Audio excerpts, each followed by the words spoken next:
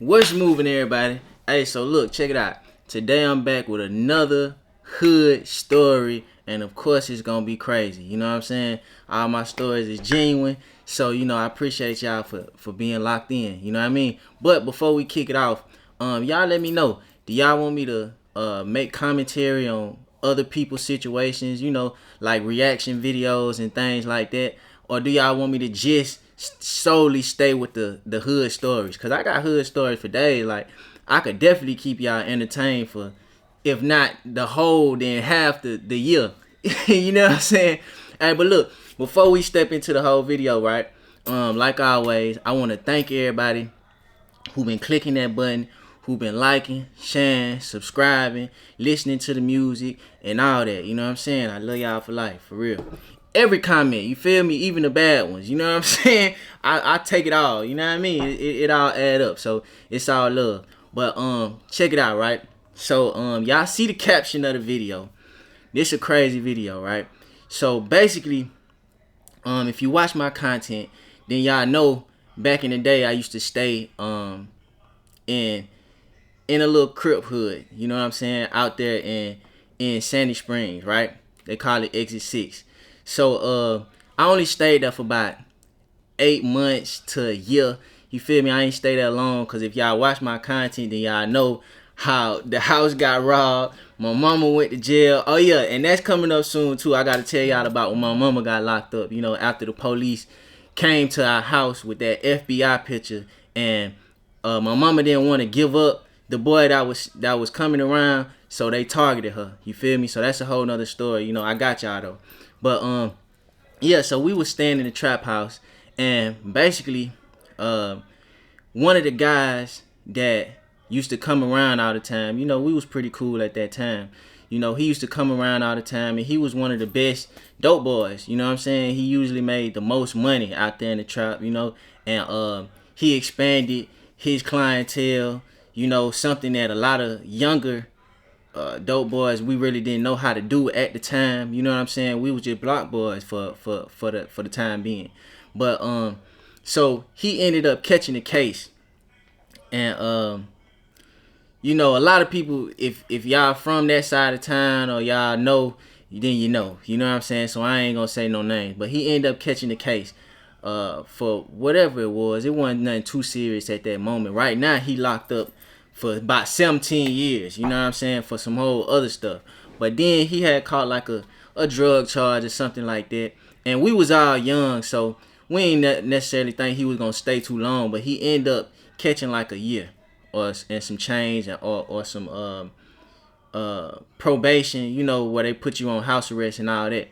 So when he caught his time, I remember he told me I was really the only person he trusted over there in that little hood. So he gave me his phone. He gave me his trap phone, and he told me, "Hey, while I'm gone, make sure you catch all my plays. Keep them happy. So when I get back home, you feel me? I'm still on."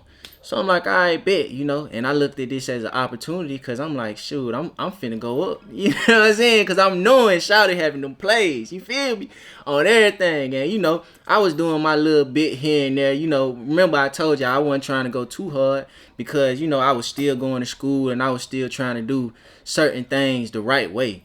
You feel me? But, alright, push come to shove, right? He get locked up. He leave me his phone, and it was this one specific play that used to call me all the time. And this one day he called, and he wanted something small. It wasn't nothing big, right? So I'm moving fast, I'm moving fast, but I always made sure I weighed everything up right, So this particular time, before I gave him, the bag, I noticed it was a little hole in the bottom of it. You know what I'm saying? So I weighed up again, made sure it was correct, and I double bagged it. You feel me? So I double bagged it, and I gave it to him. I'm not thinking nothing of it. You know what I'm saying? Like, I was just trying to make sure the dope was secure. So and I'm young at the time. You feel me? So I'm really not thinking. And this me learning the game too. You feel me? So I'm not really thinking too deep into it. So I gave him the dope. He went home, and I ain't hear from him for a couple days. You know what I'm saying? But mind you, I'm having plays now. I'm having shouted phones, so I'm having a whole bunch of plays I ain't even really thinking about cuz. You feel me? So one of the Crips that would frequent that area, he called me one day. He like, hey, Lil J, such and such wanna holler at you. You feel me? So I'm like, all right, you know what I'm saying? I don't know why he called you to, because this my play. You feel me? I don't know why he called you to summon me, but cool, forget it. Mind you, this guy stay in the same complex as us. Like, he stay a couple buildings down, mind you. You feel me? So, buddy come to my house, who called me, and he like, all right, let's go. So we walk over there to Shouty house, my play. We walk over there to his house, and when we get there, it was just this weird energy. You know what I mean? Like, he was pacing back and forth. He was saying little stuff under his breath. You know what I mean? And out of nowhere, he tripped out. You know what I'm saying? He pulled the out on everything. This man pulled the out and put it to my head, bro, and told me straight up, hey, I don't know why you feel like you can short people out here, but we work too hard for our money to be short.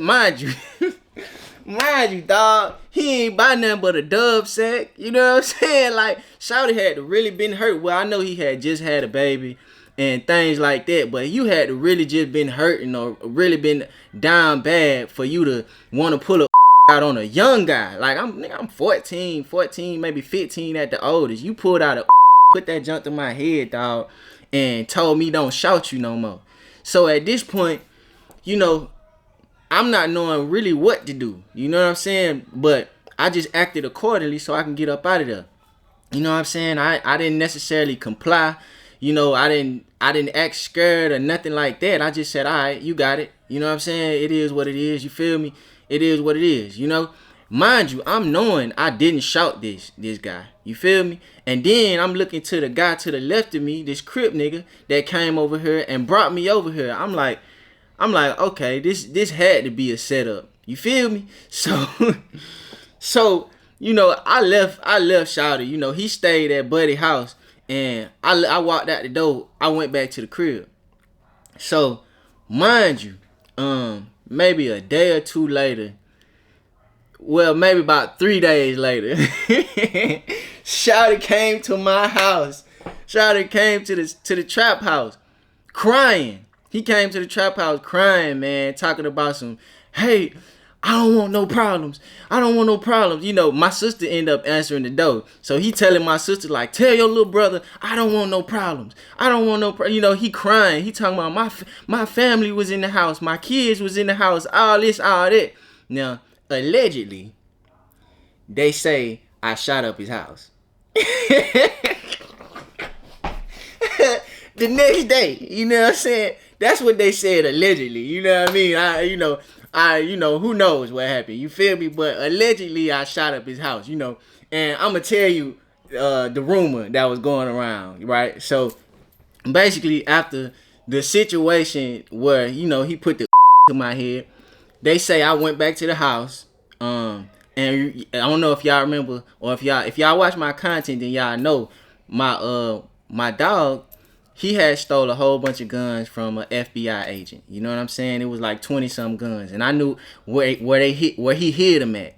So allegedly, I went up under the couch and took one of the guns and walked to his house and let loose. You feel me? I let everything go allegedly. You know what I mean? And went to McDonald's and ate some fries and went back home. You know what I'm saying? That's what they say. You feel me? They even say the gun jammed once or twice, and I fixed it and kept going. You know what I'm saying? But yeah, dog, that's just what they say. But he came to the house crying and just hysterical about, I don't want no issues with y'all. I don't know what possessed him to do that and this and that. Mind you, you feel me? I don't even know who would have spreaded that rumor. You know what I mean? Because I do a lot of my dirt on my own if I would have done some dirt. You get what I'm saying? But yeah, after that day, we really didn't see Buddy no more. You know what I'm saying? I might have crossed paths with him one day walking through the cut, and he was with his baby mama. You feel me? So he didn't even want to look at me, too closely. But after that, I ain't really see him no more. He supposedly moved back to Jersey or wherever he was from. You know what I mean? And that was that. You feel me? But the moral of this story is, hey man, don't go to tripping about something little. You know what I mean? Cause you never know the extent of somebody else is willing to go. You never know the extent that somebody else is willing to go. You feel me? Like choose your battles wisely. You feel me? And if it's not that serious, sometimes communicate it the way it's supposed to be communicated, or just let it ride. You feel me? Don't necessarily let everything ride. Because you don't want people to feel like they can go over you or bully you in any type of way. But it's always a better way to handle things. You know what I'm saying? And yeah, that's what it is. You feel me? Hey, but y'all like, share, subscribe. Y'all let me know what y'all think in the comments, and until next time.